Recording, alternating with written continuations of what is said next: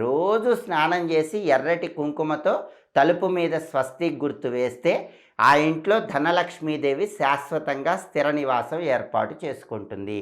ఆర్థికంగా ఎలాంటి ఇబ్బందులు ఉండవు. మీకు వీలైతే మాత్రం ప్రతి శుక్రవారము తామర ఒత్తులతో దీపారాధన చేయండి. తామర ఒత్తులతో దీపారాధన చేస్తే విశేషమైన ఐశ్వర్యం కలుగుతుంది. అనేక మార్గాల్లో ధనాదాయం పెరుగుతుంది.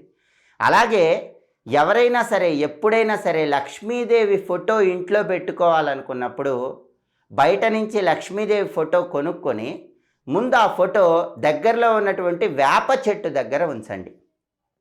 ఆ లక్ష్మీదేవి ఫోటోకు నమస్కారం చేసి వేప చెట్టు చుట్టూ 3 ప్రదక్షిణలు చేసి ఆ తర్వాత ఫోటో తెచ్చుకొని మీ ఇంట్లో పెట్టుకోండి. ముందు వేప చెట్టు దగ్గర లక్ష్మీదేవి ఫోటో ఉంచి ఆ తర్వాత ఇంటికి తీసుకొచ్చి ఇంట్లో ఉంచితే శ్రీ మహాలక్ష్మీదేవి విశేషమైన అనుగ్రహం కలుగుతుంది. ఎలాంటి ఆర్థిక ఇబ్బందులున్నా